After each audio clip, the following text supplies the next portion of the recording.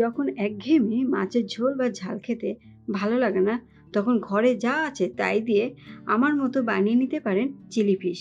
তাহলে সামান্য কিছু উপকরণ দিয়ে টেস্টি টেস্টি চিলি ফিশ কীভাবে বানাই চলুন দেখে নেবেন।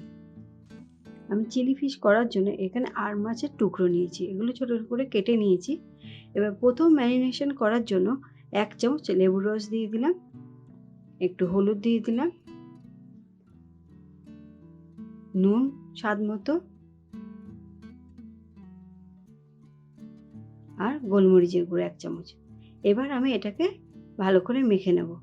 আপনারা চাইলে এখানে ভেটকি মাছের টুকরো দিয়েও করতে পারেন। এটাকে মেখে আমি 15 মিনিটের জন্য রেখে দেবো। আপনারা চাইলে আধ ঘন্টা রেখে দিলে আরেকটু ভালো হবে। দ্বিতীয় ম্যারিনেশন করার জন্য 1 চামচ আদা রসুন লঙ্কার পেস্ট দিলাম, 2 চামচ ময়দা আর 2 চামচ কর্নফ্লাওয়ার,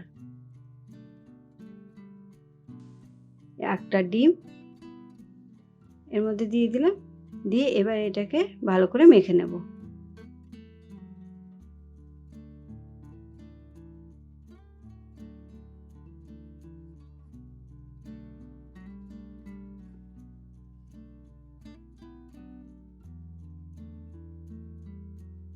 মাখা হয়ে গেছে।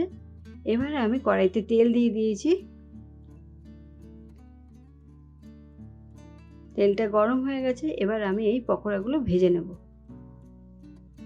মিডিয়াম আছে প্রত্যেকটা পকোড়া আস্তে আস্তে ভাজতে হবে, তাড়াতাড়ি করে দিলে ভেতরে মাছটা কাঁচা থেকে যাবে।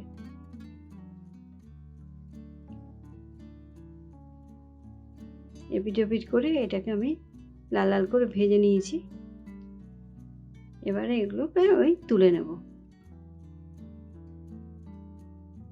আর এখানে আমি ক্যাপসিকাম টুকরো টুকরো করে কেটে নিয়েছি। চিলি চিকেন করতে গেলে যেভাবে কাটে ঠিক সেইভাবেই আমি কেটে নিয়েছি পেঁয়াজ আর ক্যাপসিকাম। এবার তেলটার মধ্যে আমি এগুলো দিয়ে দিলাম। তেলটা একটু কমই নিয়েছিলাম, ওখানে অনেকটা তেল ছিল। অল্প তেলের মধ্যে এগুলো দিয়ে দিলাম, দিয়ে এটাকে অল্প ভাজা ভাজা করে নেব। ততক্ষণে আমি একটা সস বানিয়ে নেব। 3 রকম সস দিয়ে, এখানে 2 চামচ টমেটো সস দিয়েছি, 1 চামচ গ্রিন চিলি সস দিলাম, আর হাফ চামচ সয়া সস দিলাম। দিয়ে এটা একটা মিশ্রণ তৈরি করে নিলাম। এরপরে এর মধ্যে আদা রসুন পেস্ট আবার দিয়ে দিলাম, আর এখানে আমি পাকা লঙ্কা ইউজ করেছি কালারের জন্য। এখানে আমি দিলাম কাশ্মীরি লঙ্কার গুঁড়ো 1 চামচ, দিয়ে এবার এটাকে একটুখানি কষিয়ে নেব।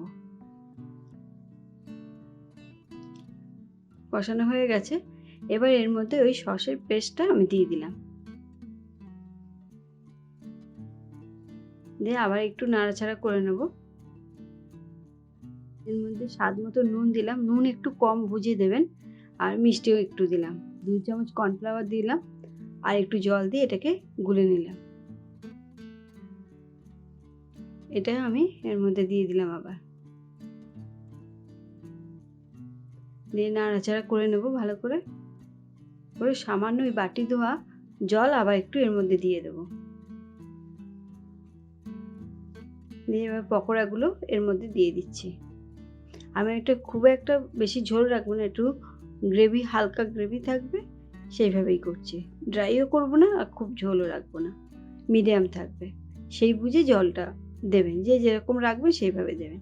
আর নুনটা বুঝে দেবেন, এই কারণে বললাম, কারণ সসের মধ্যেও নুন থাকে আর পকোড়াতেও তো নুন দিয়েছি, সেই জন্য নুনটা সেই বুঝে নুন দেবেন।